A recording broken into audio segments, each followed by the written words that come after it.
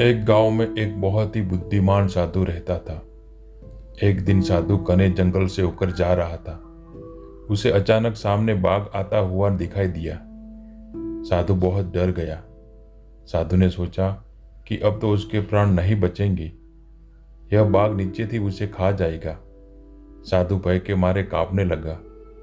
फिर उसने सोचा कि मरना तो है ही, तो क्यों न बचने का कुछ उपाय करके देखूं। साधु ने बाघ के पास आते ही ताली बजा बजा कर नाचना शुरू कर दिया। बाघ ये देखकर आश्चर्यचकित हुआ। बोला, ओरे मूर्ख, क्यों नाच रहे हो? क्या तुम्हें पता नहीं है कि मैं तुम्हें कुछ ही देर में खा जाऊंगा? साधु ने कहा, हे बाघ, मैं प्रतिदिन बाघ का भोजन करता हूँ। मेरी झोली में एक बाघ तो पहले से ही है, किंतु वह मेरे लिए पर्याप्त नहीं है। मुझे एक और बाघ चाहिए था।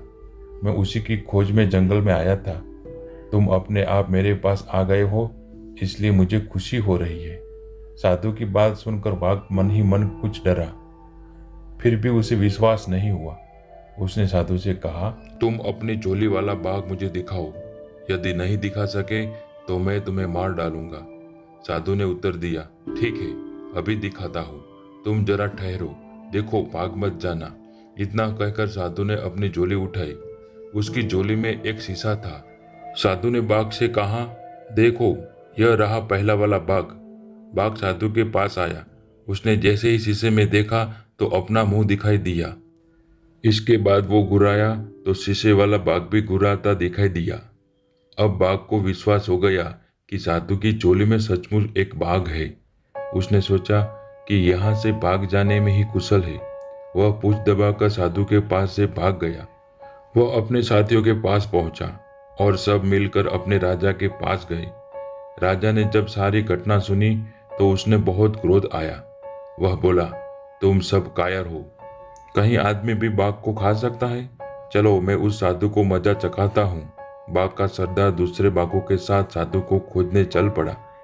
इसी बीच साधु के पास एक लकड़हारा आ गया था। साधु ने उसे बाघ की सारी घटना सुनाई। तभी बाघों का सरदार वहां पहुंचा। जब लकड़हारा ने बहुत से बाघों को अपनी ओर आते देखा तो डर के मारे वो पेड़ पर चढ़ गया। साधु को पेड़ पर चढ़ना नहीं आता था। वह पेड़ के पीछे छिप कर बैठ गया। जो बाघ साधु के पास से जान बचाकर भागा था, वह अपने सरदार से बोला, देखो सरदार, सामने देखो, पहले तो एक ही साधु था, अब दूसरा भी आ गया है। एक नीचे छिप गया है और दूसरा पेड़ के ऊपर। चलो भाग चले।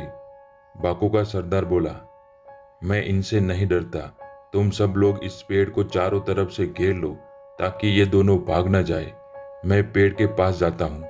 इतना कहकर बाघों का सरदार पेड़ की तरफ चलने लगा। साधु और लकड़हारा अपने अपनी जान की खैर मनाने लगे। अचानक लकड़हारा को एक चींटी ने काट खाया। जैसे ही वह दर्द में तिलमिलाया और उसके हाथ से डाली छूट गई और वो धड़ाम करके पेड़ से नीचे गिर गया। जब साधु ने उसे गिरते हुए देखा तो वो बहुत जोर से चिल्लाया, बाघ के सरदार को पकड़ लो, जल्द करो, फिर ये भाग जाएगा। धड़ाम की आवाज और साधु के चिल्लाने के बाघ का सरदार डर गया। उसने सोचा कि यह सचमुच ही बाघों को खाने वाला है। वह उल्टे पैर भागने लगा। उसके साथी भी उससे भागता हुआ देखकर वे सब भागने गए।